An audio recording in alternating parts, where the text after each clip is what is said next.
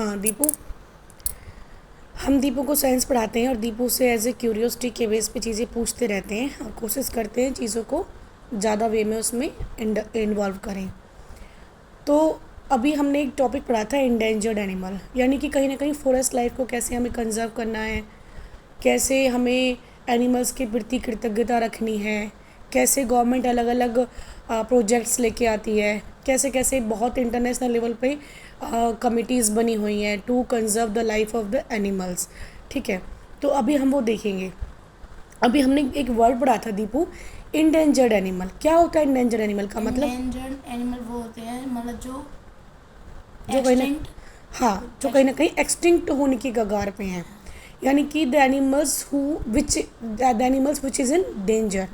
तो कहीं ना कहीं वो एनिमल जो कहीं ना कहीं किस कगार पे है, खोने की कगार पे हैं, एक्सटिंक्ट ख़त्म होने की कगार पे हैं। तो गवर्नमेंट क्या करती है, उनको बचाने के लिए उनको एक प्रवृत्ति में डालती है। अब इंडेंजर्ड एनिमल्स को भी गवर्नमेंट ने क्या किया है, या 3 कैटेगरीज में डिवाइड किया है। देखा था हमने, क्रिटिकली इंडेंजर्ड, और दूसरा कौन सा था, एंडेंजर्ड, और था वल्नरेबल। ठीक है, तो क्रिटिकली इंडेंजर्ड का मतलब बताया था। क्रिटिकल जहाँ वर्ड में लग गया, इसका मतलब है कि ज़्यादा खतरे में है। ठीक है, यानी तुम्हें अगर मैं एग्जांपल दूँ, 100 में से एक चीज़ 80 मतलब 80% एक्सटिंक्ट हो चुकी है, एक 50%, एक 20%, लेकिन एक्सटिंक्ट तो हुई है, ख़त्म तो हुई है। यानी कि जो 80% एक्सटिंक्ट हो चुकी है उसकी तादाद तो ज़्यादा है, यानी कि दैट इज़ क्रिटिकली इंडेंजर्ड। क्या हुआ?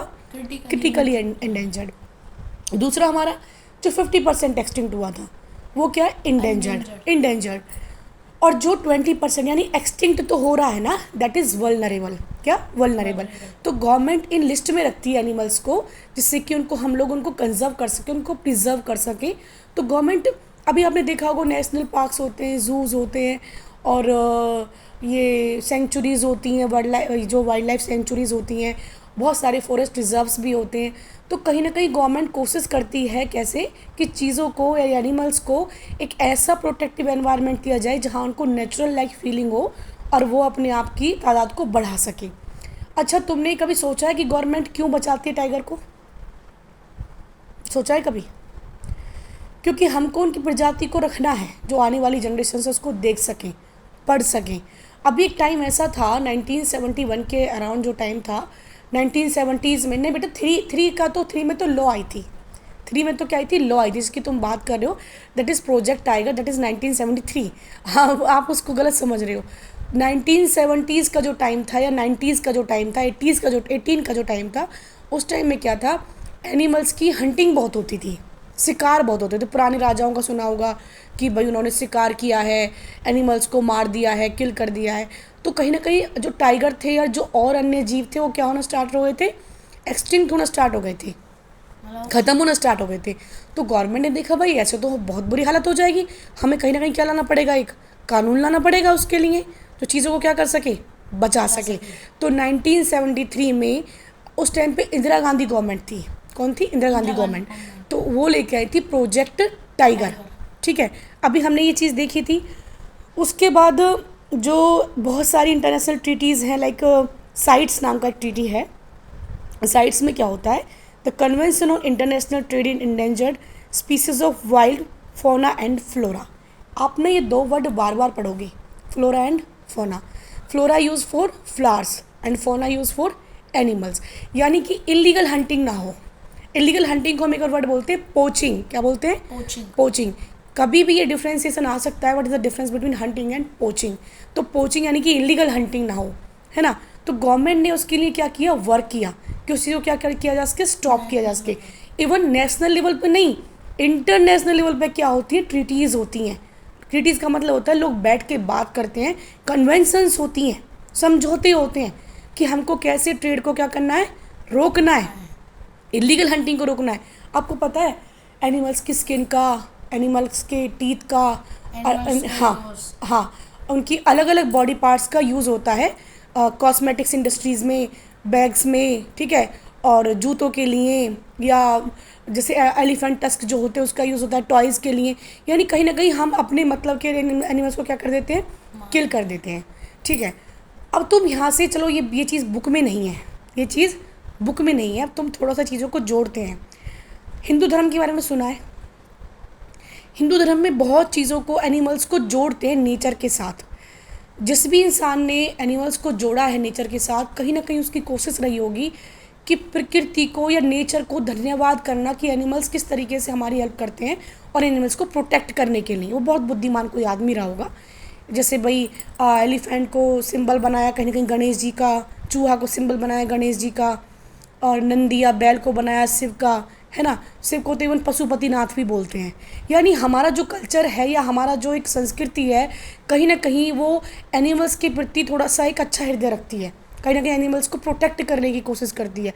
और उसके पीछे कोई स्पिरिचुअलिटी नहीं है। उसके पीछे रीज़न ये है कि सब अपना जीवन जीने के लिए आए हैं।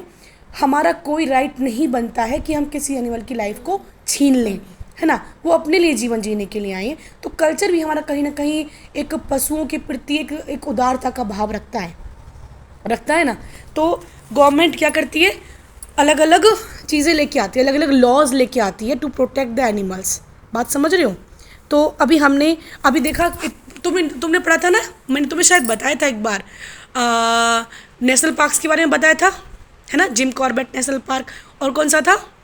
Kanha National Park. Very good. कहाँ पे कान्हा नेशनल पार्क? सोचो, सोचो सोचो सोचो। Madhya Pradesh. Very good, very very good. कहाँ पे है? मध्य प्रदेश में। और एक चीज़ और बताई थी मैंने तुम्हें, सुंदरवन, ये कहाँ पे है? ये West Bengal. Very very good, excellent. West Bengal में किसके लिए जाने जाते हैं ये वेस्ट बंगाल में?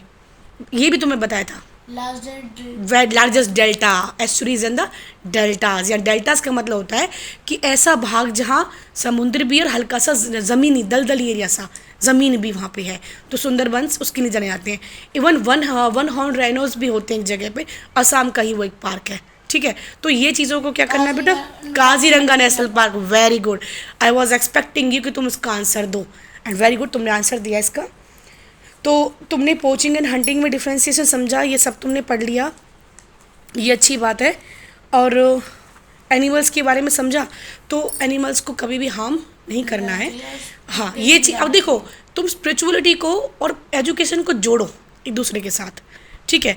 गवर्नमेंट भी उसको लीगल मान, अभी तुम्हें पता है कुछ दिन पहले सलमान खान के बारे में तुम्हें बताया था। हाँ, उस पर केस चला था। हाँ, 2 एनिमल्स को मतलब नहीं, वो वैरायटी थी, ब्लैक बक था और एक और था, मुझे उसका नाम याद नहीं आ रहा।